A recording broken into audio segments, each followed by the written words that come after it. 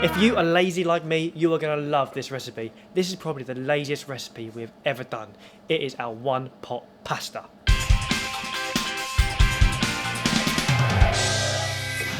This dish has got loads of Italian flavours. We've got sun-dried tomatoes, olives, we've got roasted peppers, basil, tomato, loads going on. Of course the pasta, it's a pasta dish, but it is so easy. I need you to get arty though, so if you can come around here. Get arty? Get arty. We need to create a kind of a picture in a pan.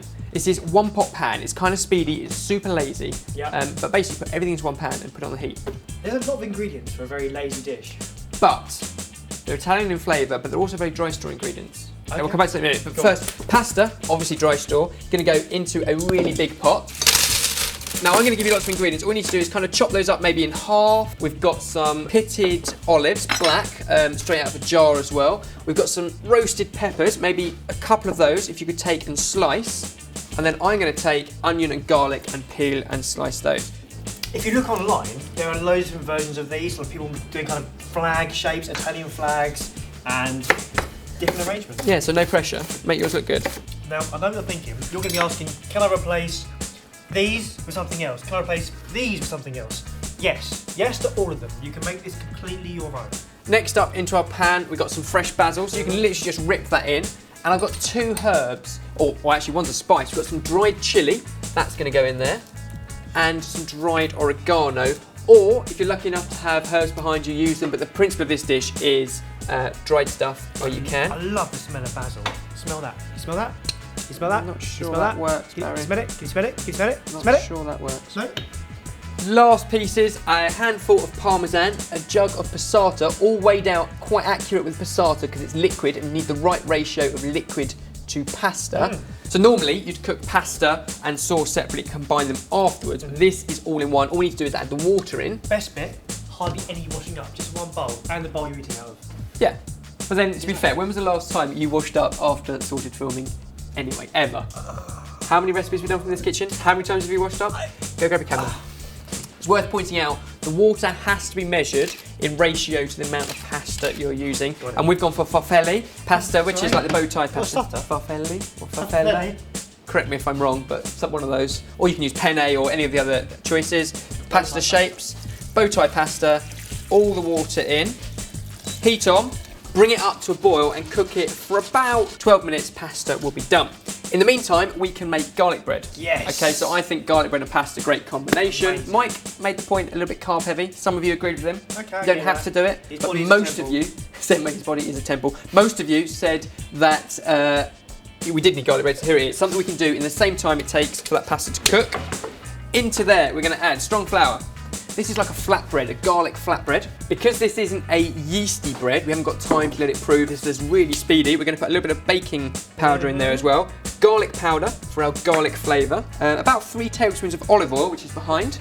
And a generous pinch of salt. Perfect.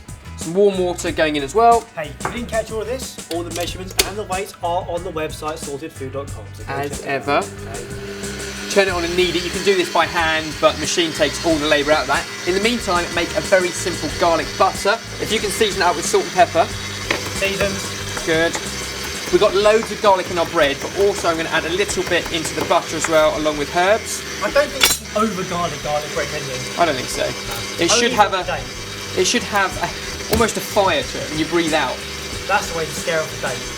The world's easiest garlic butter, softened butter, parsley, a clove of garlic grated, salt and pepper, 10 seconds in the microwave will make that even softer. This needs to knead away for 10 minutes. This needs to bubble away for 10 minutes, stir it every so often, and then we've got the laziest one-pot pasta ever. So lazy.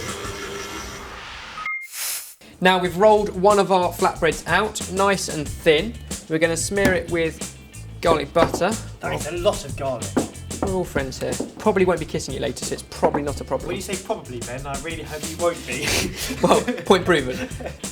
Plenty of garlic butter, generous sprinkling of grated cheese, and then under a super hot grill, and it's kind of a really simple, quick grilled flatbread.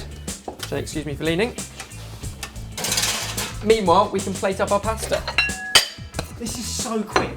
Yeah, this is speedy, lazy pasta. And now, look at that. Always test it. Take a piece. Cooked. So good. So the chili's coming. dente. The chili's coming through there quite nicely. Mm. Generous portion of that. Make sure you dig down, get some of those sun-dried tomatoes, olives, peppers, some fresh oregano on top of there, and literally it's about 90 seconds, 2 minutes under a hot grill. That is the quickest bread ever. Couple more bits of garlic bread, and there we go. A super simple, lazy one-pot pasta with garlic bread sorted. See what you think? Not the traditional way to cook pasta, but I think one of the best one-pot. This is probably the laziest recipe we've ever done. You guys have no excuses not to go and make this. And if you do, make sure you hashtag it sorted food. Big fan of olives. But if you're not, leave them out, don't worry about it. Oh yeah. As long as you roll it super thin, perfect every time. Hey, that's some of the best garlic bread I've ever had. Do it. Right now. Go make it. I'm going to say it again.